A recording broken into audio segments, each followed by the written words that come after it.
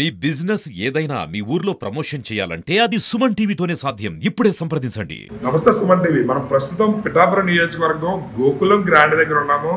గత 2 నెలల నుంచి పవన్ కళ్యాణ్ గారు ఇదే హోటల్లో బస్ చేసి ఇక్కడి నుంచే పార్టీ సంబంధించి కార్యక్రమాలను నిర్వహించడం అయితే జరుగుతుంది.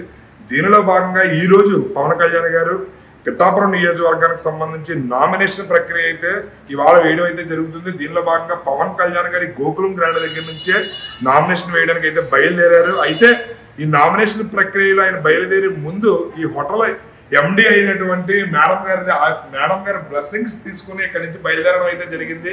ఆ విజువల్స్ మీరు సుమన్ టీవీలో చూస్తున్నారు. అయితే మేడం గారి బ్లెస్సింగ్స్ తీసుకోవడం, అదేవిధంగా మేడం గారి స్పందన ఏ విధంగా ఉంది ఏంటి అనేది ఒకసారి మనం మేడం గారు మాట్లాడి అడిగి తెలుసుకునే ప్రయత్నం చేద్దాం. చెప్పండి మేడం గారు, పవన్ కళ్యాణ్ గారు నామినేషన్ వేయడానికి బయలుదేరుతుండగా మీ బ్లెస్సింగ్స్ తీసుకున్నారు, దాంట్లో మీరు ఏ విధంగా ఫీల్ అవుతున్నారు? చాలా సంతోషంగా ఫీల్ అవుతున్నాను.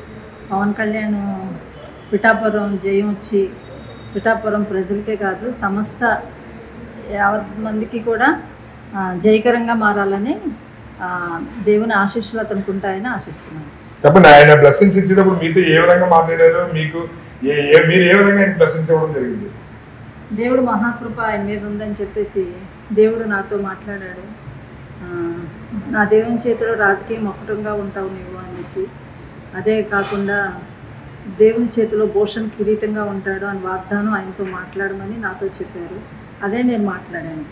పవన్ కళ్యాణ్ గారు అయితే ఇక్కడ నామినేషన్ వేసే ప్రక్రియలో భారీ జనసమూహం వచ్చారు. అది మీ హోటల్ దగ్గర కూడా కదా 2 నెలల నుంచి చాలా సంబర వాతావరణం నెలకొంటుంది. దీంట్లో మీరు ఏ విధంగా ఫీల్ అవుతారు?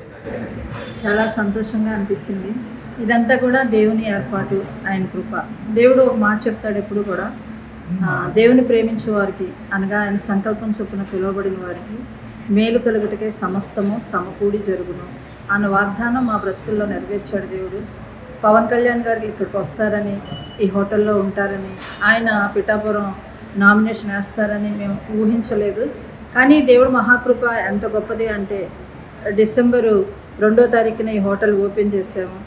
ఆ చేసిన తర్వాత పవన్ కళ్యాణ్ గారు వచ్చిన వాళ్ళందరూ కూడా అదే మాట మాట్లాడారు, ఇది మా కోసం కట్టబడింది, మిమ్మల్ని దేవుడు మా కోసం ఉంచాడు అని. ఇది దేవుడు చేసిన అత్యద్భుత కార్యాల్లో మహా ఆశ్చర్యమైన కార్యం అని నేను చెప్తున్నాను. అంటే నామినేషన్ వేసే ముందు తల్లికి నమస్కారం చేసుకుని వెళ్తుంటారు. అదే అయితే మిమ్మల్ని తల్లిగా భావించి పవన్ కళ్యాణ్ గారు బ్లెస్సింగ్స్ తీసుకోవడం జరిగిందని అనుకోవచ్చారు? నమస్కారం నాకు కాదు, జీవం కలిగిన దేవునికి ఆయన చేశారు. అది మానవుల పద్ధతే కానీ దేవుడికే మహిమ ఘనత ప్రభావం కలగాలని నేను కోరుకుంటున్నాను. పరిస్థితి చూస్తుంటే పవన్ కళ్యాణ్ గారు ఎంతవరకు మెజారిటీ గెలిచే అవకాశం అని మీరు అనుకుంటున్నారు? మెజారిటీ కన్నా జయం ముఖ్యం కాబట్టి ఆయన జయం పొందుకుంటారు.